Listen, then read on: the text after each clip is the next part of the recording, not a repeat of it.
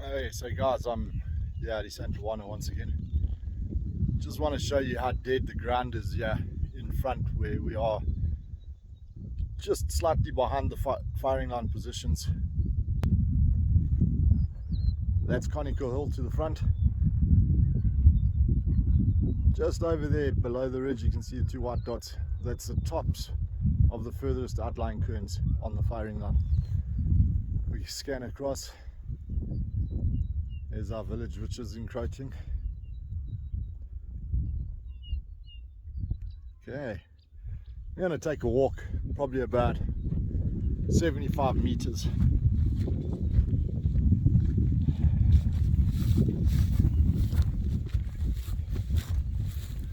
Isandlwana is there, up there just behind me.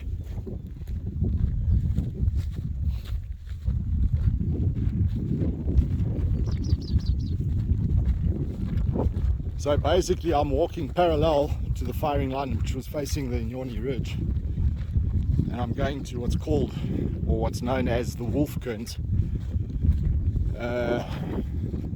That's the first casualties on the line. Well, we presume so.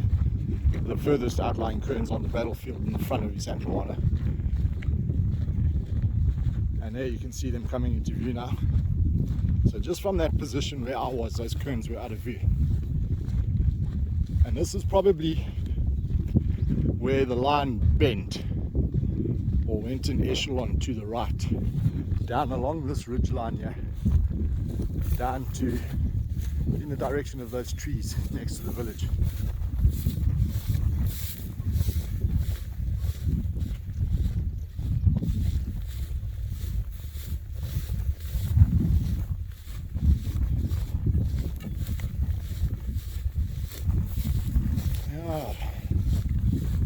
And there they come into view properly.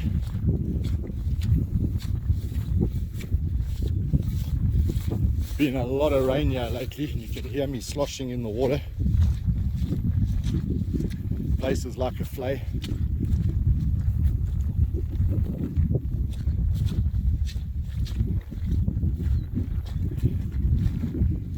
Okay, so these are what's known as the wolf cairns.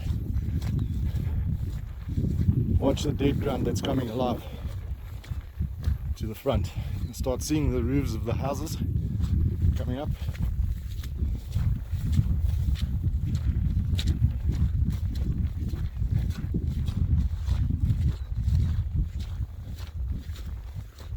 And there we go.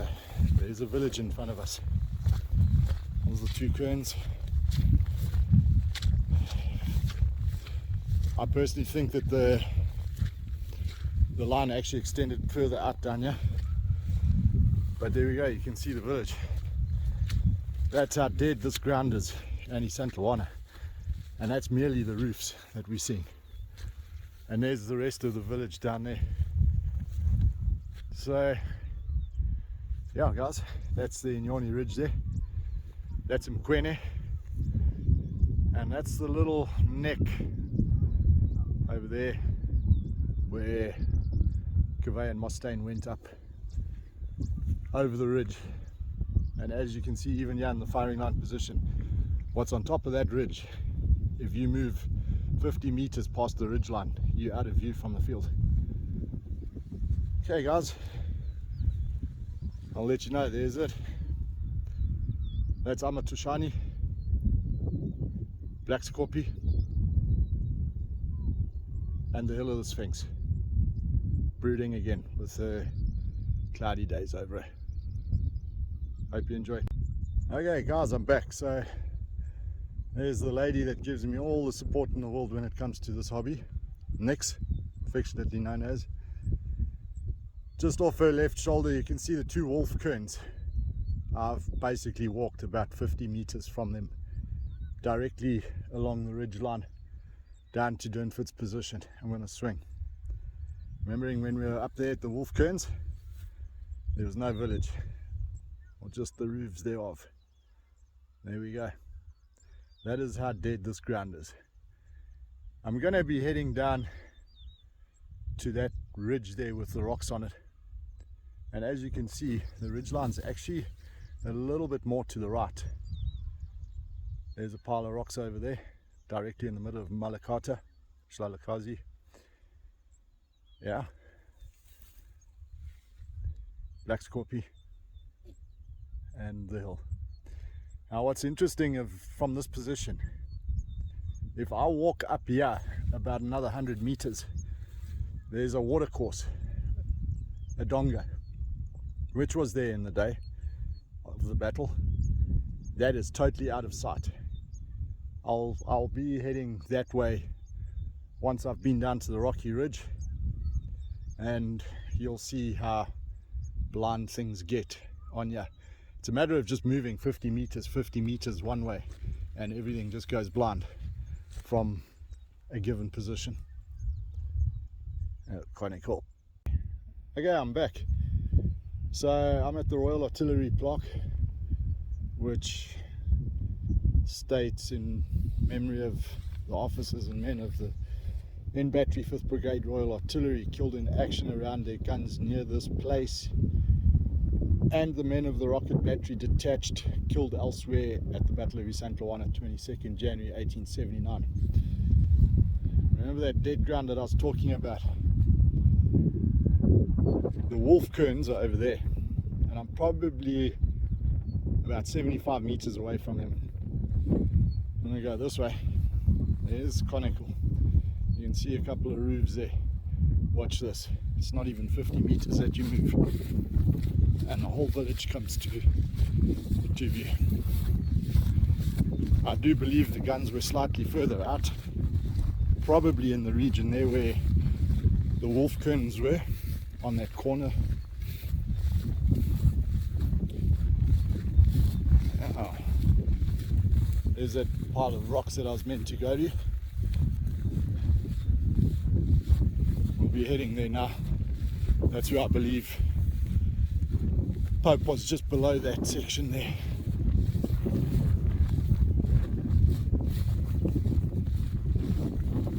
A 50-meter walk.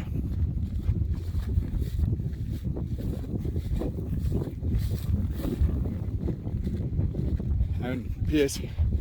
by the way, there is actually a donga on the other side of the village, which is also dead.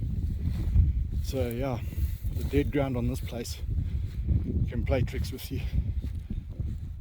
I'm probably, like I said, about 75 meters away from the wolf cairns, completely out of view, gone. So as you can see, the further down this stony ridge we go, so the firing line's going to disappear, and the village in front of that firing line.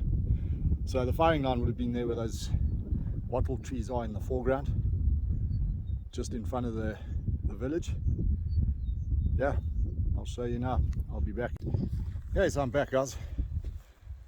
Not quite directly yet in front of Isandlwana, but almost directly in line with the rump. We're looking back. I'm starting to get into that rocky ridge now. Note how that top village is disappearing. Note the wattle trees as well. They're starting to disappear.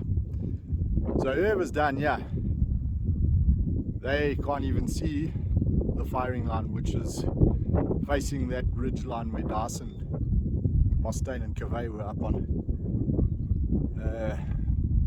with Shepston, and I think Stafford was up there as well. There's Mkwene. There's a infamous village, full blown, conical. Now getting into the rocky ridge now. We can't yet see Durnford's donga yet, but basically his withdrawal would have been down that road where the bus is now approaching, but not that road is actually a four-way, so it's not the road that is coming towards us, but where the bus is traveling. That moves down in front of that village down to the donga, which is out of sight because of this pile of rocks that's in front of us. I'll move in onto these rocks, and I'm pretty sure some guys must have taken cover here, because this is where one of our outlying cairns is as well in this region.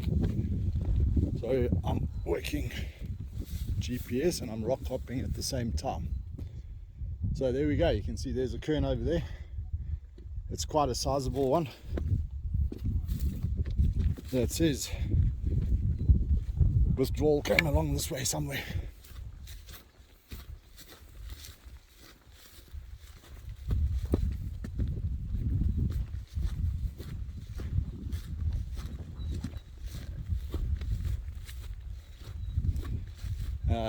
It's going to need a repair.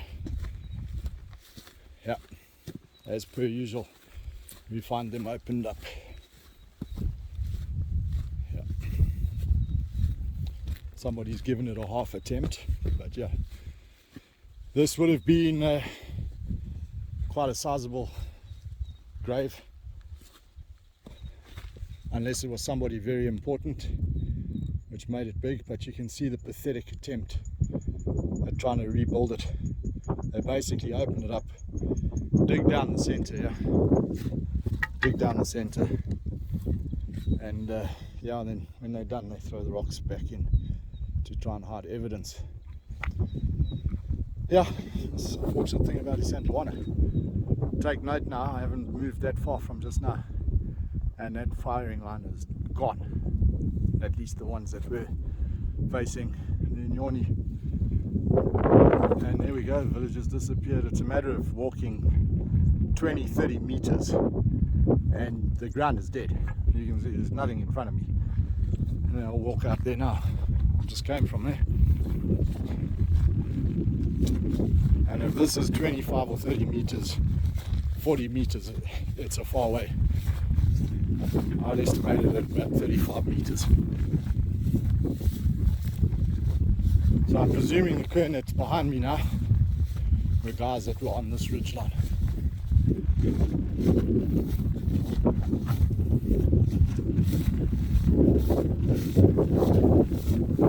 There we go. 35-meter walk from the cairn. Dead. Awesome. See you guys later. Right guys, I'm back again. Panning left with conical. I'm at Shani there on the side. Ichuzi, what's known as the notch. The Inyoni ridge itself, sweeping around to that bump there is Nkwene. And then where Kave and Mustang were up on that ridge line. The firing line I was facing there, completely out of sight now, as is the village. So yeah, the poor guys that were down here, that's the cairn up there, which we were just at now previously, which is about 50 meters away. And here's the next one. So you can see the ground is pretty rocky here. You know, it's not ideal for burials at all. So I'm of the opinion that these weren't stands that were made, but bodies collected up in and around the area and then buried where they could be buried. In saying that, I'm walking through a flay here. The guys were clever there, they probably knew not to make graves in a flay, which flay in South Africa is what we call a swamp, or what's known as a swamp. And then here we go. Now, at least this one hasn't been opened up, or at least not, well, we say that. You can see originally where it was and where it is now. So yeah, Black Scorpio, there's the saddle, and the Sphinx. Okay, so I'm back guys. I'm always going to start facing that way to the east, the notch. That's the stony ridge, rocky ridge line. Up there is the first cairn that we videoed previously, which we saw, which had been opened. As you can see, that's already going out of sight. I'm probably about 100 meters away from it. There's the second cairn next to it. the one where I was explaining that bodies were gathered up and buried in an appropriate place where they can actually dig and where it's not going to get washed away. Durnford's Donga is now only starting to come into view, which is down there by that line of trees. You can see the Dongas. There's the little road bridge just to the left of the clinic, which is the set of buildings closest to us. Yeah, dead ground. Pan around. His lordship was out there somewhere, way over there in the plain. That's the little water course that I'm talking about. Just starts to come into view. The little Donga, I think it's called the Mpofana. Note this ridge that we're on. That Donga extends all the way up to almost in line with the rump of the Sphinx. It's dead, you can't even see it. Firing line in the village, gone. I wonder who was communicating between that line and the line that was out this side. Those questions, the enigma. Clearly the oaks that were here could see what Durnford was up to, and I could see parts of the left horn coming through the notch there too. So we're getting into the thick of the rocks here, and finding cairns becomes quite tricky because of the dead ground. If it wasn't for this and our GPS, you wouldn't find them. You'd miss them. And it's painted white, by the way. There's our little Donga, the water course in front of the camp. Yes, it has got a lot bigger since then, but that was due to soil erosion from the wagon track coming down the area in the front of us. And one of the entry roads to the battlefield prior to the one that they put through the campsite used to come up from Durnford's Donga up there, down there, up, run a straight line, cross the Mpofana, or this little water course as it's known on many of the maps. Where those ruts and dongas are is where it went up. More ruts and dongas, more ruts and dongas. And that used to be the entrance road. That's how I remember getting into the battlefield in the 70s, not across the campsite. And yeah, let's look for this cairn. GPS is telling me it's here somewhere. Let's go and look. Damn. Can you imagine trying to run away from a fleet-footed Zulu in this? Okay, here we go. There we go. There's a cluster of white cairns coming up. Look at this. Yeah. When I talk about difficult terrain, this is difficult terrain at its maximum for anything. There we go. There's a cluster of 3. Now this is what I'd like to call the Pope cairns. Why do I say that? Is because the standing orders of the day, the picket was directly in front of the camp of the regiment. So basically over there on the other side of the Donga, a little bit further up where the zebras are in the middle ground there, slightly behind them is probably where the 2nd 24th camp was. And that's why I like to call these guys the Pope cairns. Obviously they weren't sitting in this hollow here, they were up on the ridge line looking at what was happening out in the front there. Yeah, I hope there's some understanding coming from the terrain and the dead ground. Those 2 cairns that we were at previously, totally out of sight now, and we're within 100 meters of them. Okay, so I'm changing it up a little bit.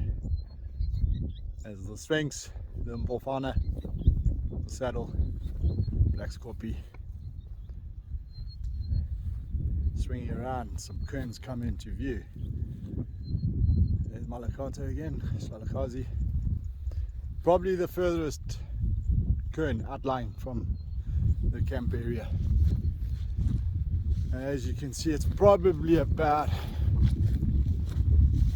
3/4 of a kilometer, 750 meters from Durnford's Donga. There's Conical there, there's the notch. We're looking back over there. Notice how the ground has dropped away in this area. The ridge is not even visible anymore where Cavey and Mustaine and them were. That's Mkwene in the distance. That's Inyoni. That's where the Zulu commanders were sitting, on that bump in the middle of it. There's your notch. The great hulk of Ituzi, slightly hidden by Conical. And here we go. I don't know who these guys would have been. Probably Durnford, some of Durnford's guys, I'm not sure. No, they were mounted. Could have been mounted guys from the Natal police.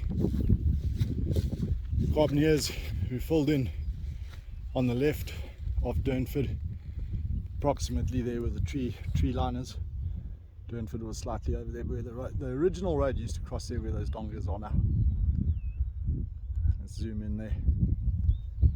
So where those dongas are, in front of the horses with pajamas on, zebras, yeah, that's where the original wagon road crossed. Not where the modern road crosses over there. So I'd say, yeah, this is probably Natal police, Natal Carbineers that filled in on the left of Durnford's side, or of his line. Okay, so I'm back with you guys. This is a cluster of 3 in this area, which I said belongs to the Natal police, Carbineers or whoever. I think colonials. Isandlwana has had a lot of water. This is a flay, and as I previously said, they chose the best area to dig graves. And if we go back to what Boast says, a cairn this size, which is what we consider a standard size cairn, would contain 2 to 4 bodies in it. I think the bigger the cairns were, the more bodies went into them, so possibly even up to 6 bodies under a pile of stones. And yeah, like I said, it's in the dry patch of the flay. And I walk across here and we go into the flay, swampy area, boggy area. You can see here Isandlwana's had a lot of water.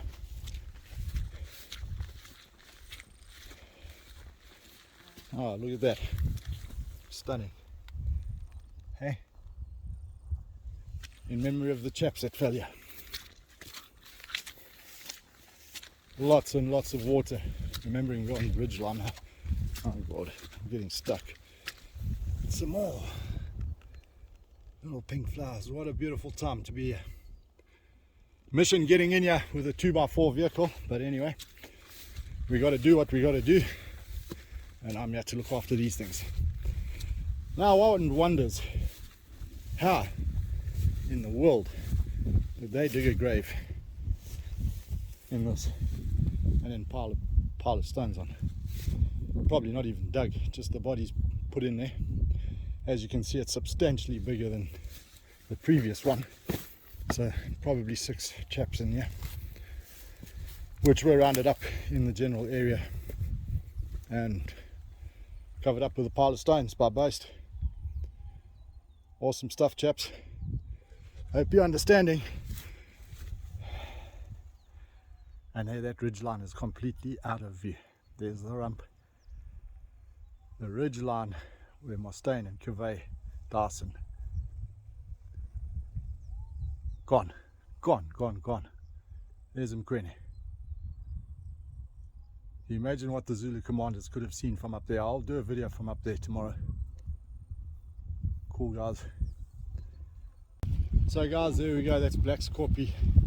I'm on the edges of the Mfana Donga, the little Donga, the water course in front of the camp.